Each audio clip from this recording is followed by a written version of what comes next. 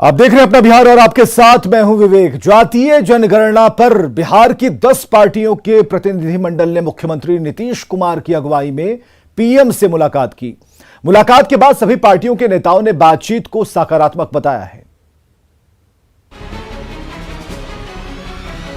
उनको निर्णय लेना है, वो जो भी उचित समझे वो निर्णय ले। अब हम लोगों को बस इंतजार है निर्णय का। आपका नाम बढ़ेगा, ये ऐतिहासिक निर्णय होगा। ये खुशनुमा माहौल और चेहरे पर खुशी बताती है कि मुलाकात अच्छी और बातचीत सुखद रही। पटना से करीब 1000 किलोमीटर दूर देश की राजधानी दिल्ली में बिहार की 10 पार्टियों के डेलीगेशन ने जातीय जनगणना के मुद्दे पर प्रधानमंत्री नरेंद्र मोदी से मुलाकात की। प्रधानमंत्री के साथ बिहार के नेताओं की ये बातचीत करीब 40 मिनट तक चली। बैठक के बाद डेलीगेशन का नेतृत्व करने वाले बिहार के मुख्यमंत्री नीतीश कुमार ने बताया कि बातचीत अच्छी रही।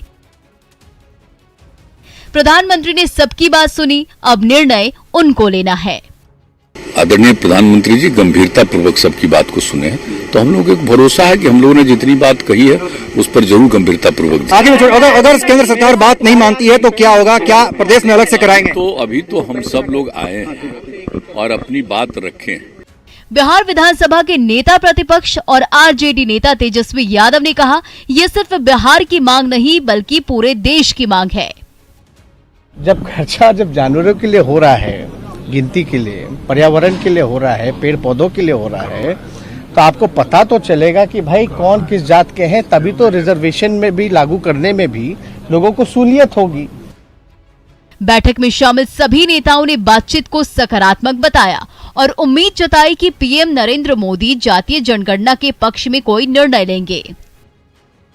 ये प्रथम बार ऐसा हुआ है, नहीं बहुत पहले भी होता रहा है बिहार में कि जब कभी नेशनल अंतर्राष्ट्रीय मुद्दा होता है तो पक्ष विपक्ष दोनों साथ है। इस बार भी भाजपा के प्रति सब लोग ऐसा कह रहे थे कि भाजपा नहीं चाहती है जातीय जनगणना, तो भाजपा का भी डेलीगेट है और एक डेलीगेशन में आया हुआ स्पष्ट रूप ने कहा कि वह जातीय जनगणना हो, इसमें किसी को कोई ये नहीं है, हम लोग सब साथ हैं।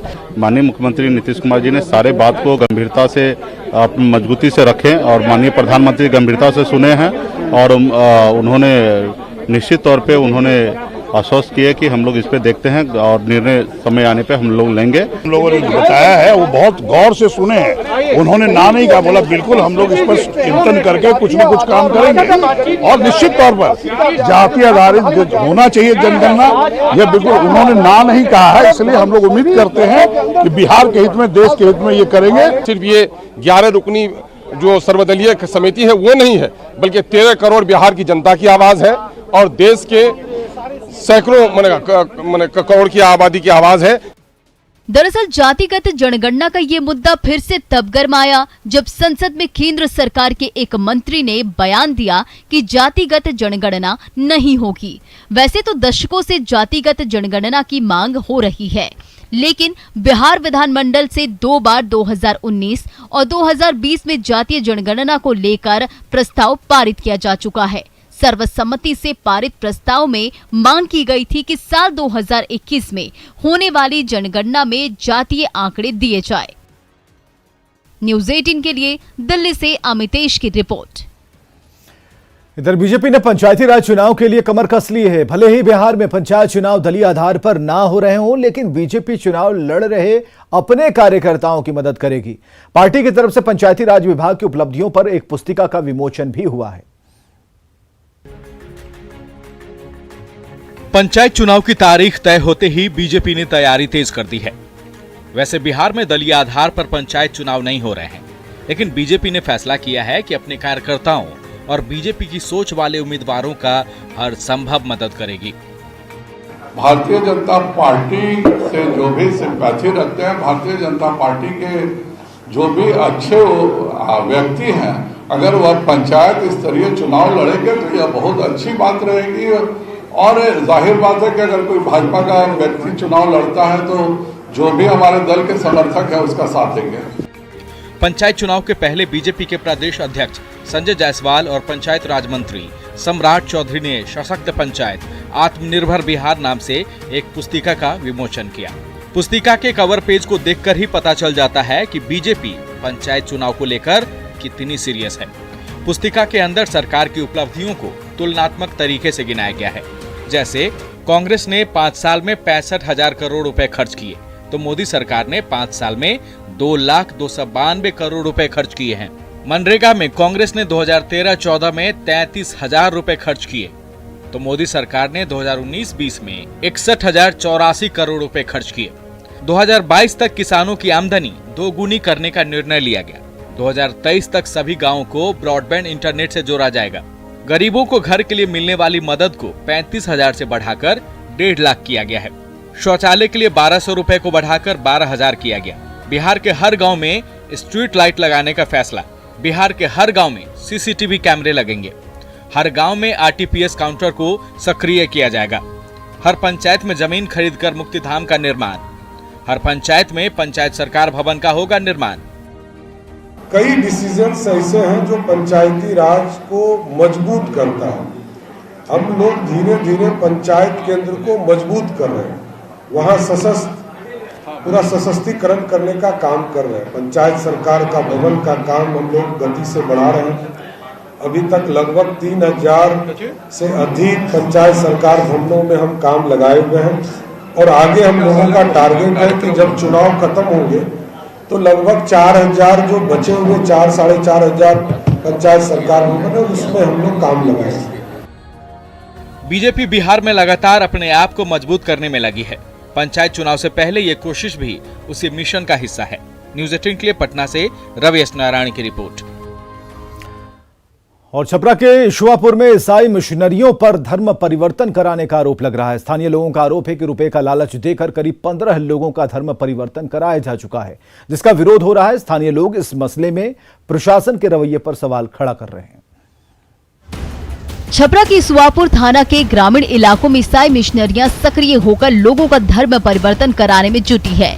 रामचौड़ा पंचायत के सुब्बा रामचौड़ा गांव में 10 से 15 हिंदू महिलाओं को पैसों का लालच देकर अज्ञात लोग ईसाई धर्म अपनाने को कह रहे हैं। कुछ लोगों का तो धर्म परिवर्तन भी हो चुका है, जिसका विरोध गांव में शुरू हो गया है।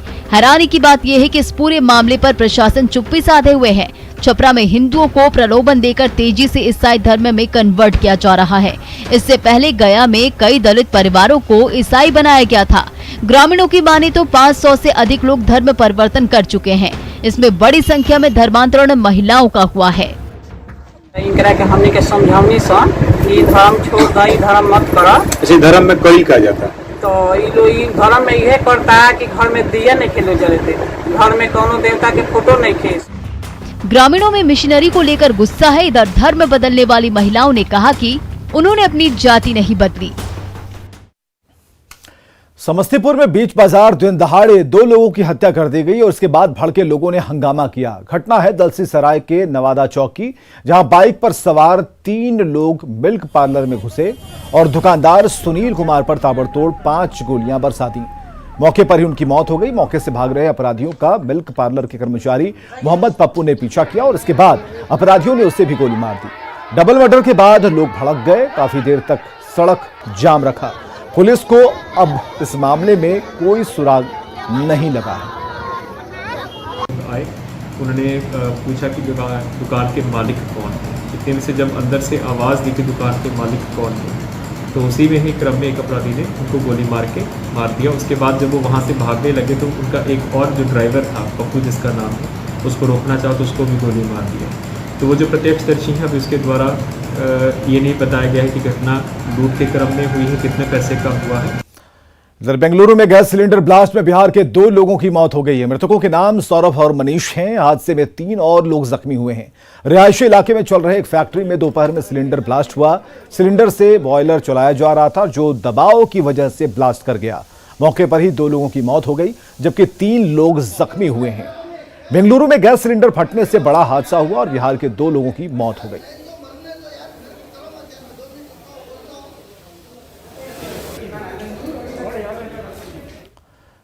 कटिहार में कुर्सेला थाना परिसर भी गंगा और कोसी के कहर से अछूते नहीं हैं। थाना परिसर पूरी तरह से जलमग्न है। जब्त सामान डूब चुके हैं। बर्तन और सिलेंडर पानी में तैर रहे हैं और इन सब के बीच पुलिसकर्मी अपनी ड्यूटी निभा रहे हैं।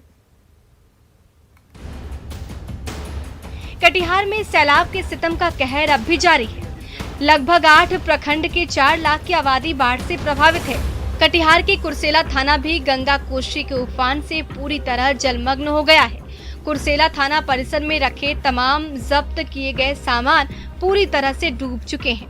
पानी में बर्तन से लेकर गैस सिलेंडर तैरते नजर आ रहे हैं। ऐसे में भी कुर्सेला पुलिस 24 घंटे अपनी सेवा देने के लिए प्रतिबद्ध नजर आ रही है, लेकिन थाने में रखे जरूरी कागजात को बचाना इन पुलिस कर्मियों के लिए एक बड़ी चुनौती है। पुलिसकर्मी ड्यूटी पर तो डटे हैं, लेकिन बाढ़ के सितम से वर्दी तक नहीं पहन पा रहे। बहुत ज़्यादा कष्ट है और लोगों की मदद के लिए हम लोग 24 घंटा तत्पर खड़े रहते हैं। ये बाढ़ की पानी आई हुई है, हम लोगों के पास भी नहीं व्यवस्था बची हुई है जो कि हम लोग अपनी व्यवस्था को पूरा कर सके। बैरक में बैठने के लिए सिर्फ चौकी पर हम लोग बैठे हुए हैं। इधर बेतिया में यूरिया की किल्लत से किसान परेशान है। इफ्को के ऑफिस में इसे लेकर हंगामा हुआ। योगापट्टी में यूरिया लेने के लिए किसानों की भीड़ उमड़ी और वहां धक्का मुक्की शुरू हो गई। इस दौरान कोरोना गाइडलाइंस की धज्जियां भी उड़ी। भीड़ में ज्यादातर किसानों ने मास्क नहीं पहन रखा था। भीड़ देखकर इफ्को के कर्मचारी वहां से निकलते बने। बताया जा रहा है कि प्रखंड मुख्यालय में महज 2800 बोरी यूरिया की सप्लाई थी, जबकि वहां करीब 5000 लोग मौजूद थे और इसके अलावा ऑफिस में पुलिस तैनात नहीं थी, जिससे भीड़ बेकाबू हो गई और किसानों को परेशानियों का सामना करना पड़ा। जोगापट्टी प्रखंड मुख्यालय के इफ्को बाजार में मात्र 2800 बैग यूरिया का आपूर्ति हुआ है, जबकि यहाँ 5000 से ऊपर किसानों का भीड़ सुबह 4 बजे भोर से ही जमा है। और इसमें इफ्को के प्रबंधक द्वारा क्या किया जाए, प्रशासन की कोई पुलिस बल की व्यवस्था नहीं है। 2800 यूरिया बैग हमको मिला है और जनसंख्या बहुत काफ़ी है। बिना प्रशासन से नहीं यहाँ पर खाद बंटना असंभव है और प्रशासन का कोई व्यवस्था नहीं है। प्रशासन का कोई व्यवस्था यहाँ पर नहीं है। प्रशासन का व्यवस्था होगा तो हम सब किसान को हम यूरिया बांटेंगे। भागलपुर के सुंदरवती महिला कॉलेज में नया ड्रेस कोड लागू किया गया है, जिसका विरोध शुरू हो गया। इंटर की छात्राओं को अब खुले बाल के साथ कॉलेज आने से मना कर दिया गया है। नए ड्रेस कोड में छात्राओं के लिए कुर्ती, सलवार, दुपट्टा पहनकर आने को कहा गया है। साथ ही उन्हें बालों में चोटी बांधनी होगी। नए ड्रेस कोड को लेकर छात्र संगठनों और छात्राओं ने विरोध जताया, जबकि कई संगठनों की ओर से इस नई व्यवस्था का स्वागत किया गया है। कॉलेज प्रबंधन ने कॉलेज परिसर में छात्राओं की सेल्फी लेने पर भी प्रतिबंध लगाया है। ड्रेस कोड को लेकर कॉलेज प्रबंधन की ओर से एक कमेटी का निर्माण किया गया था और कमेटी के द्वारा दिए गए सिफारिश पर कॉलेज के प्राचार्य प्रोफेसर रमन सिन्हा ने अंतिम मुहर लगाते हुए इसे लागू करने का निर्देश दिया।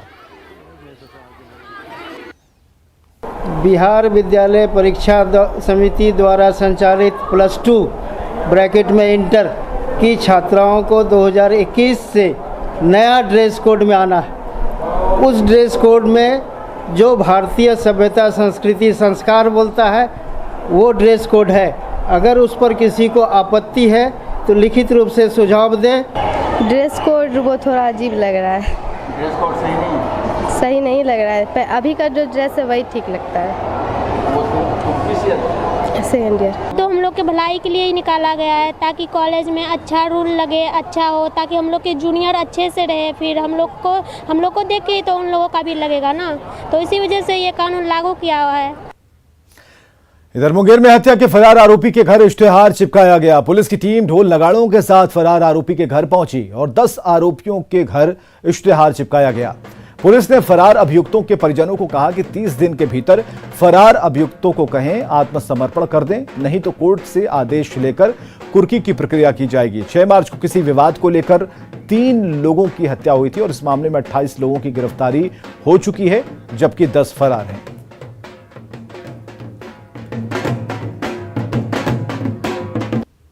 फरार चल रहे हैं। उनके विरुद्ध माननीय न्यायालय के द्वारा इश्तेहार निर्गत किया गया है, जिसका विधिवत पालन करने के लिए हम लोग यहाँ पर आए हुए हैं, जिसका हम लोग गवाहों के समक्ष विधिवत उसका तामीला किया गया है, चिपका दिया गया उनके घर पर। टोटल पूरा मिलाकर 10 अभी तक अभियुक्त फरार चल रहे हैं। कांड संख्या 71 में ये मामला है, मार्च महीने का है। दरभंगा के डीएमसीएच के कर्मचारियों पर लापरवाही का आरोप लग रहा है। मरीज के परिजनों का कहना है कि रिपोर्ट देने में देरी की गई और उनके साथ बदतमीजी की गई। दरभंगा के डीएमसीएच में एक बार फिर बड़ी लापरवाही देखने को मिली है। दरअसल सड़क हादसे में घायल एक युवक को डीएमसीएच में भर्ती कराया गया, जहां डॉक्टरों ने इलाज के दौरान हेड इंजरी बताकर तुरंत सिटी स्कैन कराने की सलाह दी।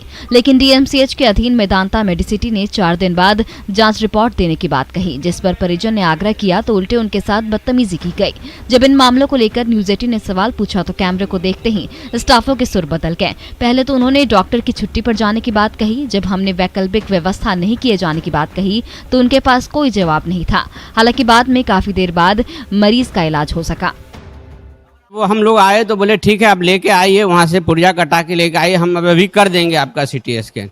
और जब अभी हमने सब कुछ करा के लेके यहाँ आए हैं तो इन्होंने बोल रहा है रसीद वगैरह हमको काट दिए, पैसा हमसे ले लिए और फिर बोलते हैं हम आपको 4 दिन के बाद रिपोर्ट देंगे, बुधवार को आपको रिपोर्ट मिलेगा। हमारा पेशेंट बहुत सीरियस है, अभी हमको क्या करना है वो हमको खुद समझ में नहीं आ रहा है, इसके लिए हम लोग यहाँ आके बैठ गए हैं अभी क्या करना है। कटिहार के मनिहारी में जो रबर बोट है उसकी हालत जर्जर है। नियम है कि 3 साल बाद बोट को बदल देना होता है, लेकिन इसे बदलना नहीं गया और इसी से काम चलाया जा रहा है, जिससे कभी भी हादसा हो सकता है। कभी कभी सरकार तक सही तस्वीर पहुंचाने के लिए पत्रकारिता में जान की बाजी भी लगाना पड़ता है। लगभग हम वही काम कर रहे हैं, क्योंकि मनिहारी में जो रबर बोट चल रहा है उसकी स्थिति क्या है इसको जरा दिखाते हैं। आप देखिए यहाँ तो मनिहारी में 4 बोट है, लेकिन बोट में स्थिति दरार वाली है और इसी बोट के सहारे उफनते गंगा में पार लगाया जाए। और एक तस्वीर आपको दिखाते हैं, लगभग इस तरह से लाइफ जैकेट है और लाइफ जैकेट की क्या स्थिति है, लाइफ जैकेट के लाइफ को लेकर कितना गंभीर है यह स्थिति। लेकिन करे तो क्या करे, जाबाज जो इसका संचालन के लिए वो लोग जाबाजी से डटे हुए, लेकिन लोग इसको लेकर क्या कहते हैं इसको भी आपको बताएंगे, क्योंकि ये लाइफ जैकेट की स्थिति बेहद खराब हो चुका है। कुछ लोग हैं जो उस पार जाना चाहते हैं, क्या स्थिति है बोट की स्थिति क्या है? बोट का स्थिति बहुत ही दयनीय है, जर्जर अवस्था है और ये बोट ये बताता है कि उफनती गंगा के बीच में जो ये चलती है, कभी भी कोई अगर बड़ा दुर्घटना हुआ तो ये निश्चित रूप से इस विधानसभा के हो चाहे इस जिला के हो, कोई न कोई वीआईपी लोग का बहुत बड़ा दुर्घटना होगा। बोट तो जर्जर और छिन्न अवस्था में है और यहाँ का प्रशासन जो है गहरी नींद में सोई हुई है। क्या यहाँ के पदाधिकारी इस पर नहीं चढ़ते हैं? एसडीओ साहब नहीं चढ़ते हैं इस पर? उनको दिखाई नहीं देता है? देखना चाहिए, क्योंकि अगर किसी प्रकार का ये आपदा का समय है, विपदा स्थिति है, लोग विकट स्थिति से जूझ रहे हैं और अभी तक प्रशासन का इस पर ध्यान नहीं गया है। लोग जो सवाल उठा रहे हैं वो जायज है, क्योंकि ये दियारा का इलाका है और सुदूर इस दियारा के इलाके गंगा के उफनते गंगा को पार लगाकर लोग सुरक्षित स्थान पर पहुंचते हैं। लेकिन बोट का हालत ही अगर जर्जर होगा तो लोग कैसे सुरक्षित है इसका अंदाजा अब लगा सकते हैं। सुब्रत, न्यूज 18 कटिहार। और आगे देखिए जोहार झारखंड।